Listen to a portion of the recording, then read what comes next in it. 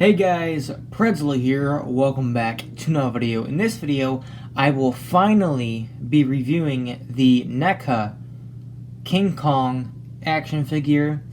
Now after having this figure for about 3 to 4 weeks now, I can come to the conclusion that this figure is absolutely amazing.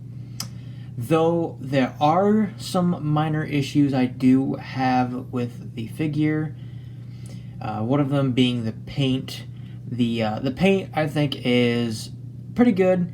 The brown and blackish, grayish, that's on the paint job is, it's pretty simple, just painted on there.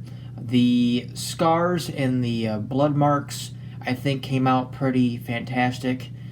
There's even some parts that have blood on it. I don't know if it's intentional to have what looks like blood on those areas, such as right here and maybe right here. It looks like maybe right here as well. But of course the areas right here on the chest and on the face is intentional. But some areas, like I pointed out right here, do look like it has blood on them. I don't know if that is for sure, but it looks like that. But the issue I do have with the paint, which is very, very minor, and seems to be pretty common with all of the Neca King Kong figures, is that the paint likes to chip off.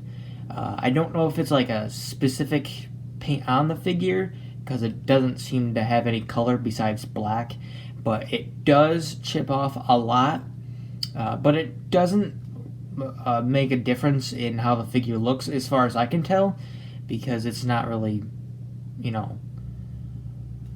it's just not noticeable, but it is a thing that happens.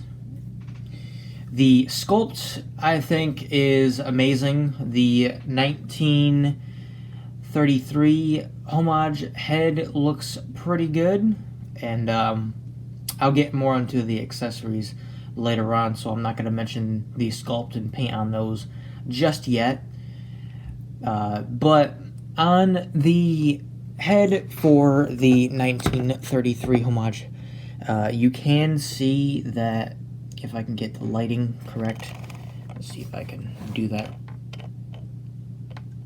The eyes aren't exactly,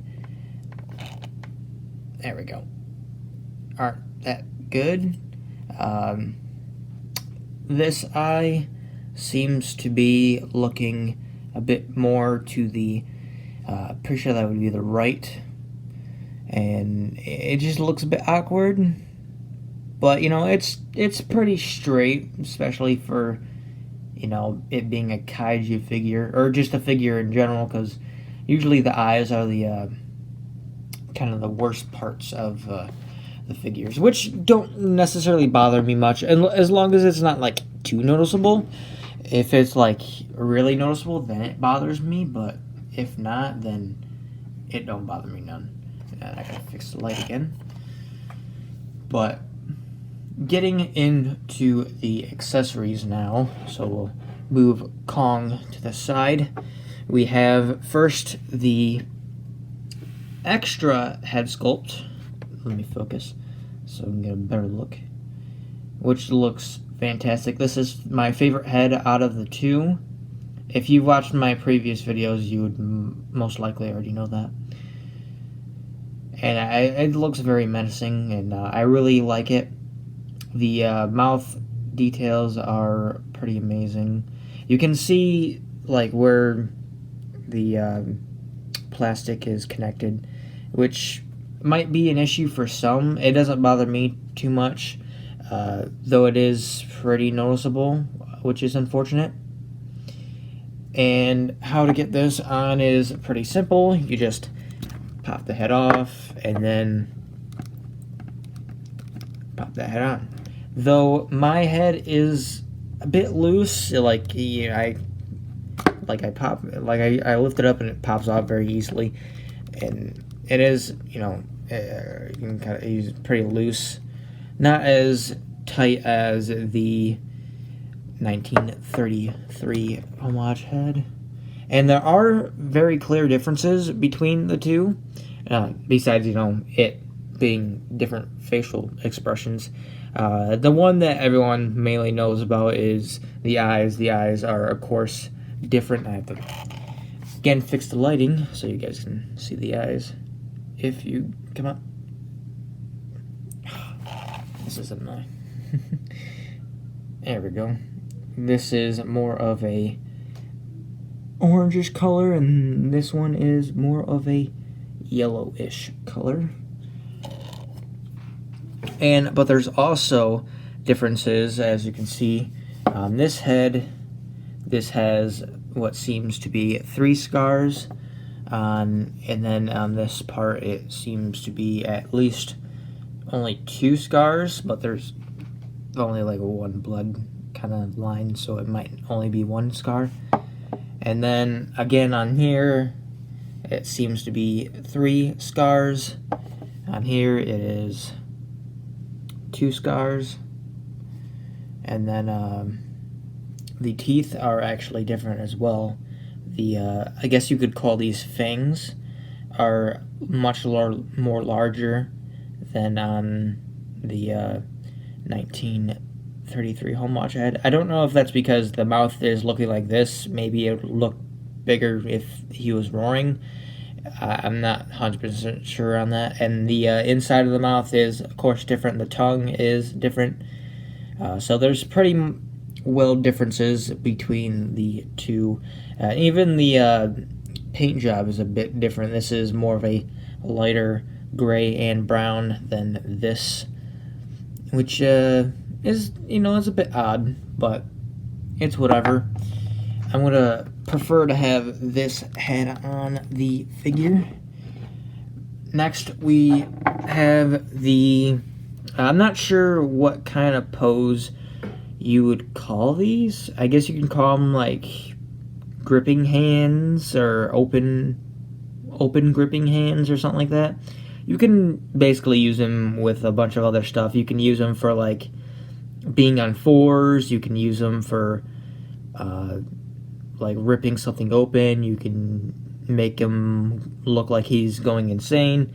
You can do a bunch of stuff with this. And I actually like these hands much more than I thought I would. And if you watch my videos, you may know that I usually have the fisted hands on default, but I've actually been using these hands much more than the fisted hands, but I do still like the fisted hands more. That's just, that's just how I am. But yeah, the sculpting is pretty awesome, and you can see there's kind of like I believe some sort of bronze dry brushing going on there, possibly to resemble dirt and mud and whatnot, or at least I'm pretty sure it's bronze. That's what I'm thinking. But yeah, that's pretty cool, and you can of course just easily, I said easily, come on, yeah, totally easily pop those off, and then pop these in. Now, it was a lot more easier to take these ones out than it was taking the fist ones out. Now I gotta do it again. Come on. And also, it's a bit more harder to do it in the position I am in, so I don't knock over my lamp and my camera. And there we go. Well then, it seems that my camera decided to turn off because, well, my storage is pretty suck balls because of, many things having to do with making videos and having to save things and yada yada yada, who cares.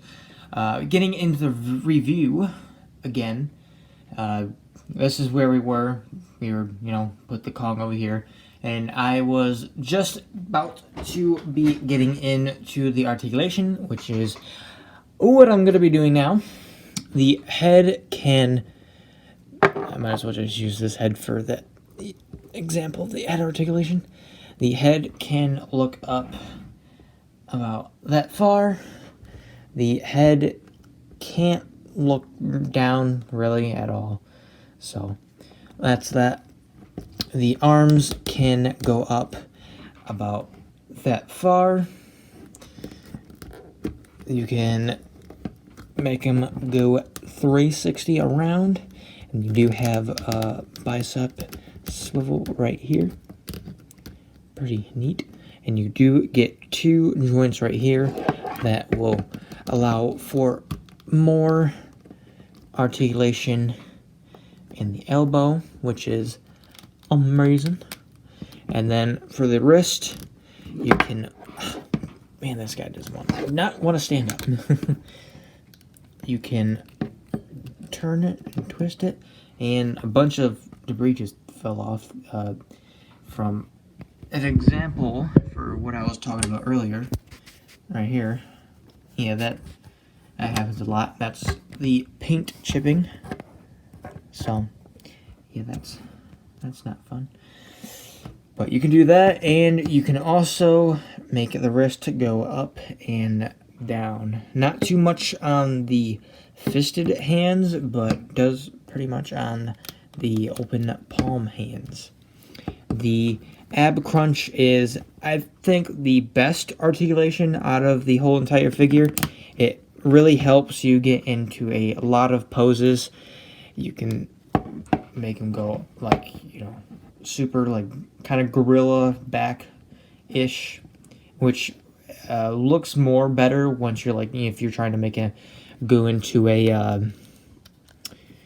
like a kind of like this situation going on 4s like a gorilla. Though you do get gaps in certain areas if you go too much, so you can like kind of easily fix that, but that does kind of look weird with the bump there. But I think it's really well articulation, and you can also like make it go this way and make it go this way, which also the head can do this, which I forgot to mention. You can break his neck, and then, oh look, this is how Kong's gonna die in Godzilla vs. Kong. LOL, JK. But yeah, that's out of that. And then the legs can go up about that far. And they also used a different kind of joint for the legs. Or maybe, this part of the hip joints, I guess you could call it. As you can see, it makes a clicking noise, which I'm not necessarily sure if that helps with the articulation and, making it sturdy so it doesn't fall over every 10 seconds. I've heard that it makes it better, but I can't say for sure because I'm not really an expert on that. But if you are wondering why your Kong figure is doing that, just know that it is normal, which I would imagine you already know that. And there's also a double joint in the knee as well, which can not necessarily give you the best articulation in the knee, but it is at least 90 degrees. And you might be able to do more than that. I don't really know. The legs are the most stiff parts of the figure, but the most stiff part of the entire figure is the feet. I'm not going to use this one because this one won't move at all, but you can make the feet go down. Let me straighten it out a little bit. You can also make the feet kind of go up, but not really much. So, yeah, the articulation is pretty good for a Kong figure. Definitely the best Kong figure I own. Here, let me switch the head out because I like this one better. But another drawback that this figure has, I think, in my personal opinion, is that the figure does not come with a closed mouth head. As we already know, we get this head instead, which well, theoretically, this is the default head, so that's, the accessory head. But I feel like that should be the default head, or, the closed mouth one should be the default head, and I don't know. I feel like it would have been so much better if they would have had a closed mouth head for this figure. Making stop motions with this figure is going to be difficult because of this head. It's if you're playing a video game and the final boss comes up, or just any boss, whatever, and he has this face. Are you really going to take him seriously? I wouldn't. I would think, well, this guy's probably going to be easy. Or possibly the opposite, like, oh, they're going to make him look stupid. That's how you know he's going to be extremely powerful. Because, it's a vice versa kind of thing going on there. But I feel like it would have been much more better if we had a closed mouth head. If I ever get another, maybe say if one of my buddies has the figure and he doesn't want this head or something, maybe I'll customize it and try to make a closed mouth head. But I'm not gonna try and attempt to customize it because I do actually want to have it. I don't want to just like customize it, fail, and then like, oh well, that sucks. But if someone else would like, hey, do you want this? I don't want it. It looks stupid, and I'll be like, yeah, sure, I'll do some experiment on it. But now I will be comparing the Neca King Kong with some figures. The first one that I have here is the Neca Godzilla 2019. I'm going to have to move the tail here. There we go. As you can see, the Kong is definitely more taller than Godzilla. Oh, actually, you can see. But depending on what pose you have him in, he will be taller. You can have him in different poses to make him fit better with the Godzilla 2019 figure. But if you have him standing like this, you can clearly see the differences. And then we also have the SH Monsters Godzilla 2019. I'm not going to be able to move the tail because if you know me, my SH Monsters Godzilla 2019 has a terrible tail. And I got to fix the foot. So I'm going to have to kind of move this up some. And move the head. There we go. So pretty much the same exact as the NECA Godzilla 2019. I just wanted to compare the two because I never really compared the two. So this is the first time I've compared the two. So, obviously Kong is bigger, but in my stop motion, I will most likely have him in a bit of a different pose so I can at least make the heights a bit even. But I will say in that stop motion, Kong's definitely not going to have a big disadvantage. But the last figure that I have that I'm going to be comparing the Kong figure to is my latest, well, the tail popped off, so that's, I guess, makes it easier. My latest NECA Godzilla figure, the NECA Godzilla 2003. I have love two. There we go. You can see the size is pretty much similar. Of course, Kong is still taller than Godzilla, but it definitely fits way more better than the 2019 Godzilla. And also, Kong can eat Godzilla's face, which may or not make an appearance in my Godzilla vs. Kong stop motion. But, yeah, that's a comparison with some of the figures. But, overall, I think this figure is amazing, though few drawbacks, of course, being the, no closed mouth head, and then the paint chipping I wouldn't say is a huge issue, so I wouldn't really take that off at like a point or anything for the figure because it doesn't bother me none. The stiffness is a bit annoying at times, but I feel like that will eventually work itself out, and once I warm up the figure a bit more, it'll eventually be a bit more loose, but not, loose enough to where the arm falls off extremely easy, because that would upset me. But if I were to rate this, I would rate it, I'd give it a 9 out of 10.